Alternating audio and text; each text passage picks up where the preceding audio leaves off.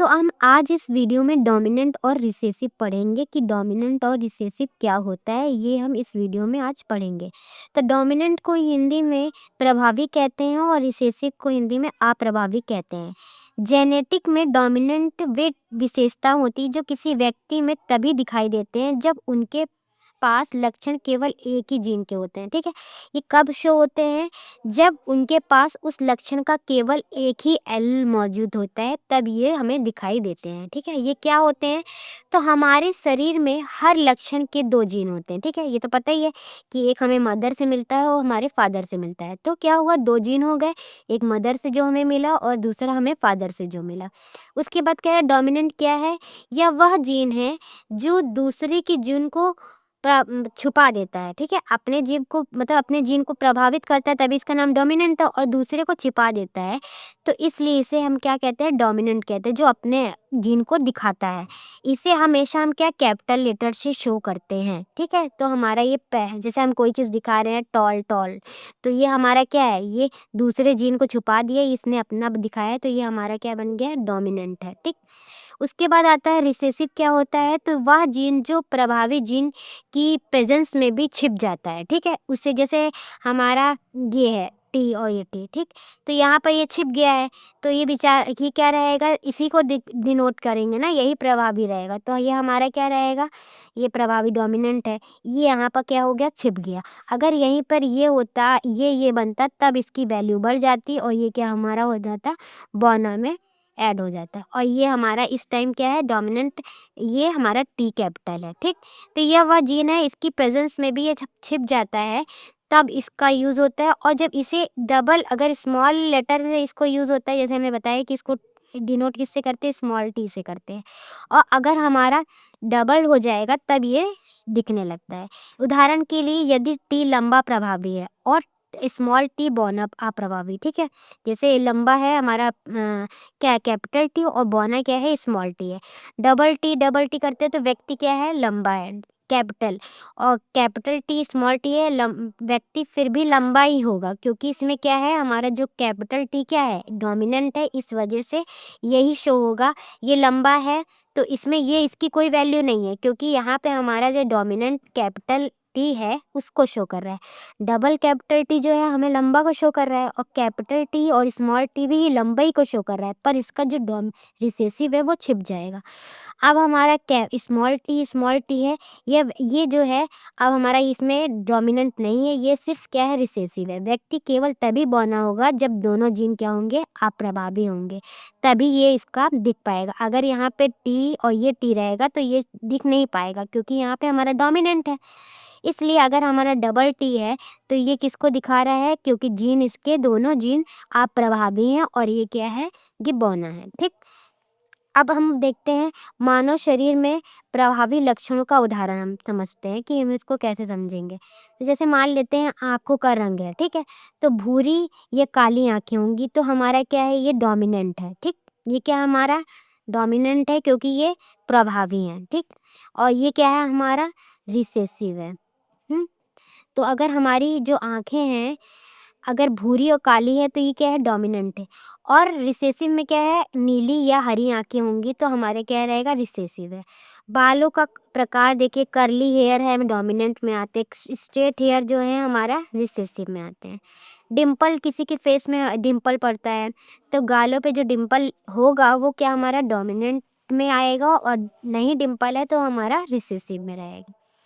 हाथ का उपयोग, जैसे कोई लोग होते हैं लेफ्टी होते हैं, कोई लोग होते हैं राइटी होते हैं, तो इसमें जो दाएं हाथ का यूज़ होगा वो हमारा डोमिनेंट में आएगा, और बाएं हाथ का यूज़ होगा रिसेसिव में आएगा। इसी तरह हमारा जीभ रोल हो जाती, जीभ का शेप जो प्रभावी मतलब डोमिनेंट रहेंगे वो जीभ के रोल कर पाएंगे, और जो अप्रभावी रहेंगे वो जीभ को रोल नहीं कर पाएंगे। ऐसे कान का भी जो लौ होती है अलग अलग लटकी रहती है, या अलग अलग लटकी रहती है, और कुछ में क्या रहती है? जुड़ी हुई रहती है। तो हमारा जो लटकी हुई रहेंगी अलग अलग वो हमारे डोमिनेंट को शो करेगी, और जो रिसेसिव रहेगी वो जुड़ी हुई को शो करेगी।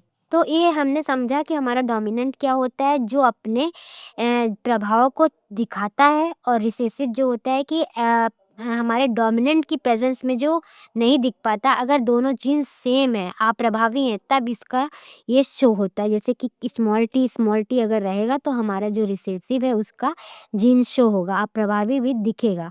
अगर वो डोमिनेंट की प्रेजेंस के साथ है, मतलब अगर डोमिनेंट है, टी कैपिटल है और स्मॉल टी है, तब इसका कोई भी दिखेगा नहीं, सिर्फ किसका दिखेगा कि ये डोमिनेंट है। ठीक है, अब हम देखेंगे लॉ ऑफ डोमिनेंस क्या होता है।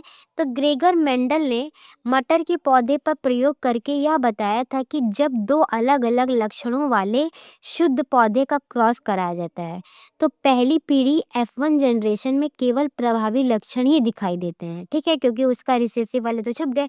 ये क्या कह रहे हैं, किनके बीच का वो क्रॉस करा रहे हैं, जब दो अलग अलग लक्षणों वाले, जो डिफरेंट अलग अलग लक्षण शुद्ध पौधों का क्रॉस कराया जा रहा है। तो हमारा F1 जनरेशन में केवल हमें प्रभावी मतलब डोमिनेंट लक्षण ही दिखाई देंगे। प्रभावी होने का मतलब यह नहीं है कि वह लक्षण बेहतर या ज़्यादा शक्तिशाली, इसका मतलब केवल यह है कि वह दिखने में प्रबल होते हैं। ठीक है, जैसे कि नहीं होता कि केवल रिसेसिव क्यों नहीं दिख रहा है, ऐसी बात आ सकती है दिमाग में।